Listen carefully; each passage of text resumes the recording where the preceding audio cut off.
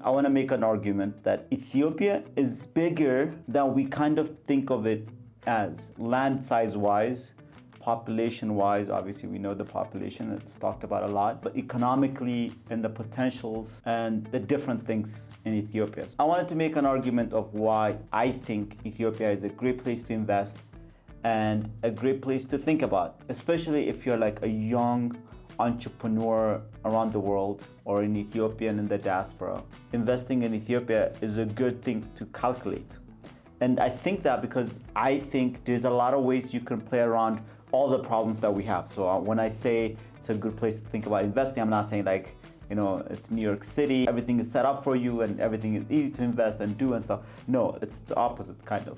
Like there's huge opportunity here that I think if you are willing to fight it out through the paperwork and all the small problems that we have, calculated risk in the different areas of problems that we have domestically and stuff like that, I think the opportunity is great. And I think the opportunity now is greater than it will be in 3 years, 4 years, because a lot of these problems are getting solved now.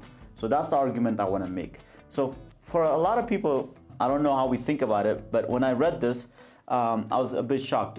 Ethiopia is the 27th largest country in the world, okay? So that's a huge thing to know, like, because the way the globe map is shown to us and stuff, Ethiopia in the corner of, you know, Eastern Africa, it seems small and this tiny thing. And because that's why, you know, one of the problems that we have is when there's a conflict happening up in the northern area somewhere, people think the whole country, but it's a huge deal to recognize how big the country actually is. And within that, we have all the type of terrains and landscape that you can think about, from the desert of Afar, also in the valleys of Afar, amazing valleys in the Afar area for farming, desert for and also for farming and stuff, the mountains and stuff like that, the Semi Mountains, even the Tigray regions, all the mountains and stuff like that. And then you keep on going down to the Omo Valley. So you have everything, all the things that can grow in Ethiopia. We all know about coffee, but one thing you didn't know, and I was just recently watching like an Indian company in Ethiopia farming tea in Ethiopia and saying like, we're gonna up our production so that this tea is so good, we're gonna up our production so that we can compete as a whole of like one of the best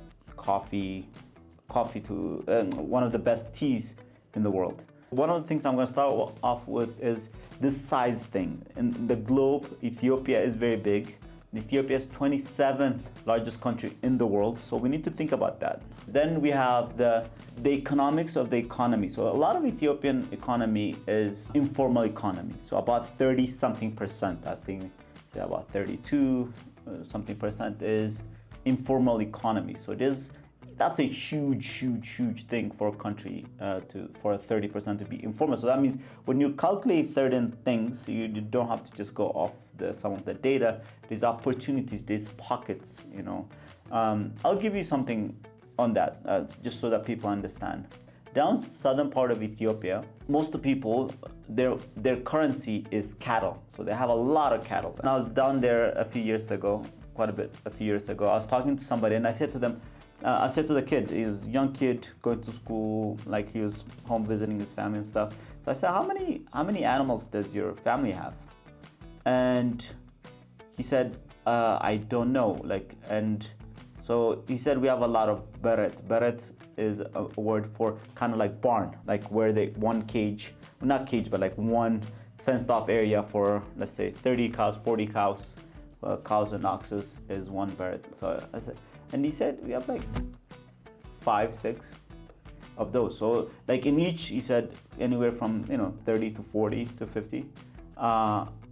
So I calculated that and I realized that if his dad sold all of those cattle and moved to Addis, he'd be in the top 1%. But the way they live, I mean, like mud hut, barely wearing anything, the way, the whole lifestyle, like, try to show you southern Omo Valley and stuff. You would never think that there's that much wealth there. Like if it was in the US and stuff, there would be credit for the animals, there would be this and that, you know how much you're worth because loans and this and that. But here, like, you don't know, like, until you want, like he said, like when his dad wants to send him to school, he'll take a sheep or something and sell it so that he can pay for it, and then that's it, it's done. The country, about 30-something% of the country moves in that way. I just wanted to make that informally. If you're thinking about investing in Ethiopia, one of the great things to try to think about and try to attach yourself to is the big state-owned companies in Ethiopia. So Ethiopian Airlines, one of the biggest airlines in the world. Ethio Telecom could be considered one of the biggest telecoms around the world because it has, 70 million subscribers and users and growing, because the Ethiopian population is about 126 million or something like that. So that's a huge thing. So and they're really modernizing. So check those out. They're really modernizing things. They're really trying to, be like mobile friendly, smart. Digital Ethiopia is one of their things that they're really pushing. So apps on there, payment systems on there, the Ethio, which is our payment, like, like Venmo and stuff, like if you want to pay each other by your phone number and stuff, like that's been a huge thing. So there's a lot of things to do in working with them. Ethiopian Airlines, like I said, is one of the biggest. So if you can set up bigger manufacturing, if you have actually like even like tomatoes, like vegetables that they need, eggs, apparently even, they import eggs and stuff from different places.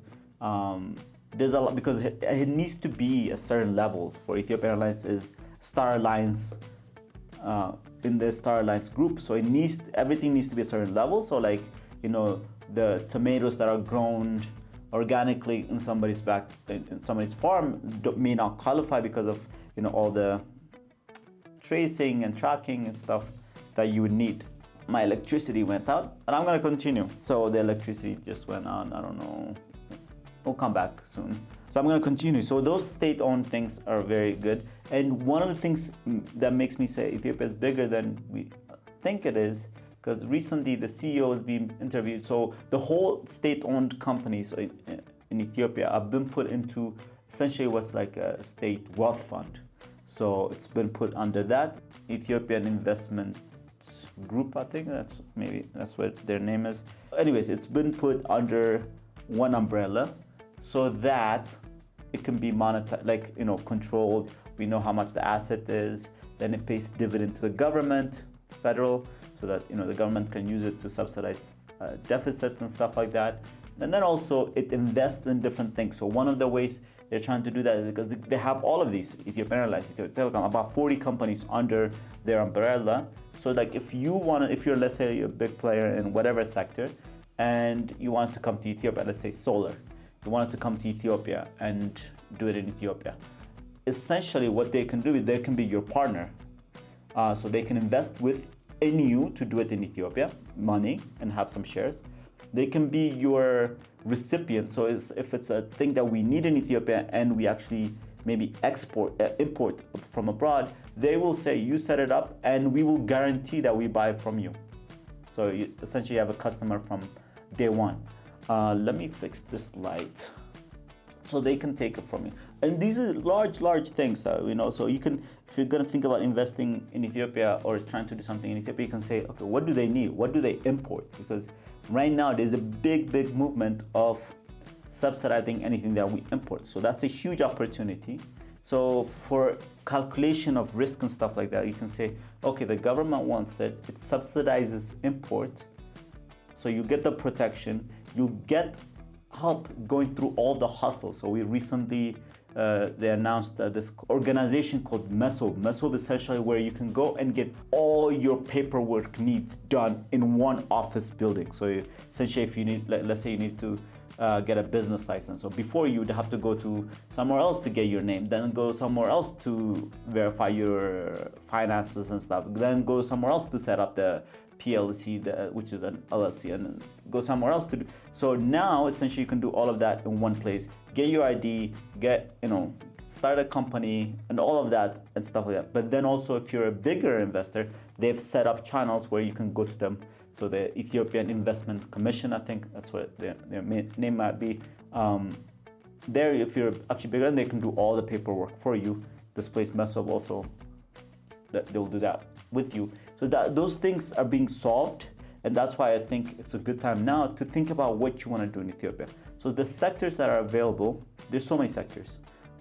Tourism is a huge one, especially if you're from abroad and you have a network and in any area, like let's say you're a business person, you have a business network.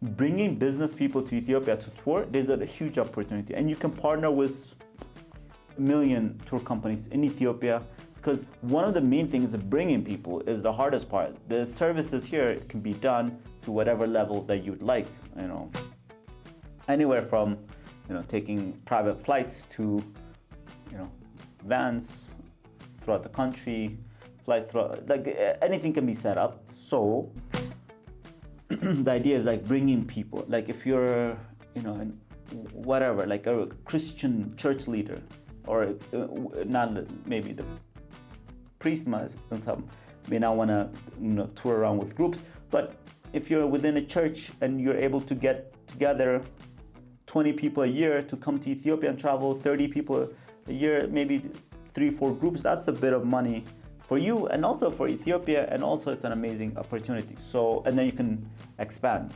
religious leaders, Muslim leaders, like from Muslim mosques and stuff. Ethiopia has a huge potential. Jewish, Israel has, there's a lot of people that come from Israel.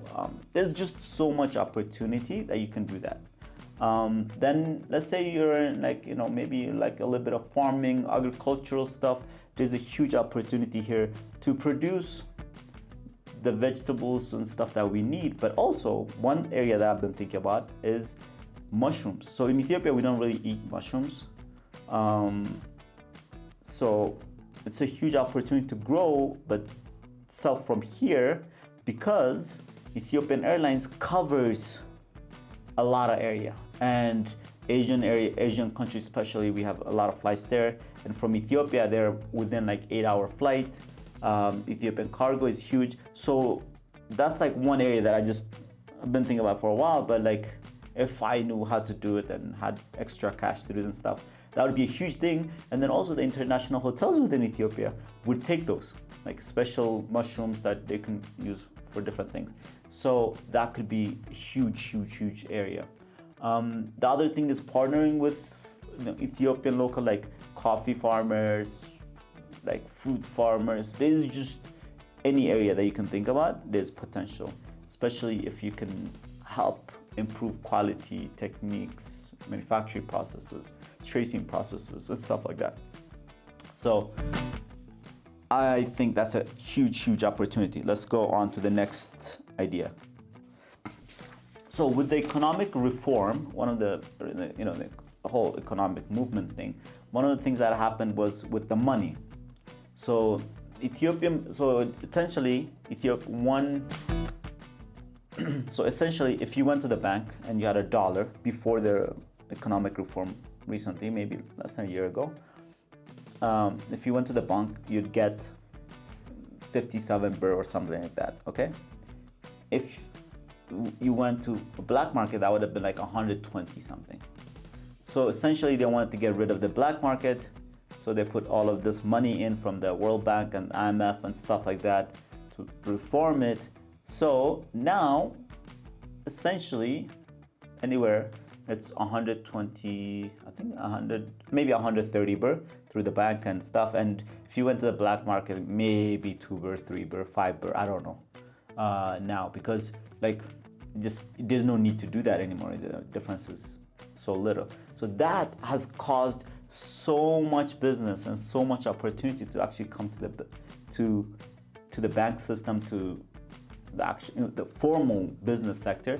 And one of the most important things you need to know about that is, that I don't think a lot of people talk about, is that in Ethiopia, essentially before, let's say you're a coffee farmer, and like I told you, $1 is 57 birr. in the bank, and then informally it's 100 something, 120 something. So what they do is they'll sell you the coffee for cheaper, because like it's cheaper than it should be on the market, global market. Whatever dollars that they get from that, they import something else with it, and then they would charge you the black rate for whatever they imported. So essentially, like, the money flowed that way. So the country didn't really benefit. Because I mean, like, as a business person, you're not trying to lose money. So you're gonna think of any way you can make money. So if I exported coffee and got $1,000, then I will buy a phone with $1,000. And then when it comes to Ethiopia and I'm selling that phone, I am calculating it in the black rate. So, the bank rate doesn't matter. And they'll put some money in their banks to show some movement and stuff, but like, that's essentially what's going on. So now you don't need to do that, and that opens up so much opportunity. The amount of money the amount of dollars you can keep in your bank is huge. So that reform has opened up huge potential, because now me and you trading from Ethiopia or abroad, like, doesn't matter. You can send money to my bank account, and I can send it. We don't have to play different games and stuff like that. And that really is a huge deal. And that also opens up a lot of different sectors for, like simple tour guides, for video editors. From Ethiopia, you can edit for, they can edit for you abroad in the world. For graphic designers, architects, and stuff like that. So, digital economy can really open up, because we can trade. I'm gonna send you files from here, and you pay me. It goes right to my bank account. There's no fraud for you. You don't need to be scared. And for me, I know I'm getting my money. So it opens up a lot of that area where it makes it clean, and opens up the opportunity to set up for this nomad kind of online market. So video editors, designers, architects that I can think about, like I said. So many different things, really. Writers, assistants, there's really smart, well-educated people that would make great researchers, social media managers, and stuff like that. So there's something I'm working on that area for people, but that's an opportunity in Ethiopia. So the bigger opportunity. So one of the things, the economy is growing fast, the tech hub is growing fast, and if you can realize like your skill and do it from Ethiopia, one, to get a staff, really good educated people as staff, is much cheaper than it would be in the West. And number two, you can train a lot of people. So one of the hard things that you encounter is our behavior, discipline, attitude towards work and stuff like that. But that's trainable. You set up the right incentives and the right progression and the right coaching, but you can really do amazing stuff. Website developers and stuff. Like, there's so much you can do here, and that's the argument that I wanted to make. It's just, you need to realize this huge potential. And the biggest companies in the world are not built when everything is going right? The biggest companies in the world are built when there's problems and they can solve the problem. They solve it. That period when things are bad, is solved, and the company comes out stronger and bigger. And I think in Ethiopia right now, that's one of those opportunities. The next 3-4 years is the next big opportunity to really set yourself up in any sector that you can think. Mining is a focus. Tourism is a focus. Agriculture is a focus for things that we want to just export, because we have the land to farm and cultivate. So if you can bring in technology, machinery, some money, you get land from the government, partner with the government. Export is easy through Ethiopian Airlines, like I said, or the cargo, or the shipments and stuff like that. When I say easy, it is steps, but like obviously that's one thing they're pushing a lot for. So essentially, there's just anything like agriculture, like I said, energy, even cryptocurrency. So crypto mining, there's a lot, because we produce. So one of the things about Ethiopia is like we do actually produce a lot of electricity, But distribution, we have a lot of problems because our wires and lines and stuff, everything needs to be updated. So one of the things they're doing, there's actually a lot of Chinese crypto mining set up closer to the hubs for electricity, just producing a lot of electricity because the government will sell it to you for cheap. So that's amazing thing. But also solar energy in rural areas, irrigation work. There's just an amazing amount of work that can be done. So I just wanted to make this video just so that people realize the potential is there. Yes, it's hard, but the hard part about it is things that we can pass. It's just so annoying that it takes you a week to get one piece of paper signed. But you hire somebody and you work on it and you pass it. I mean, it's just something that you grind through until everything gets solved slowly. They're digitalizing a lot of it, so hopefully that would be smooth and we can do everything from our phones right now. I mean, payments and banking and even monthly reports and stuff, those are being solved already, but just still hustle. But those things are not actual concrete things that block you from succeeding. Those are just things that you have to push through and you can make it. So that's my takeaway from today, and I hope you guys let me know what you guys think. I just wanted people to realize Ethiopia is actually much bigger than it is, economically, size-wise, opportunity-wise. Yes, we have problems, but pushing through the problems, we have a lot of opportunity. In any fields, like I said, mining, agriculture, tourism, if you're like a coder, specialize in, even like cybersecurity, there's not an area that you can anything manufacturing. Take a look at someone like Ethiopian manufacturing, like what do you call this, furniture, stuff like that.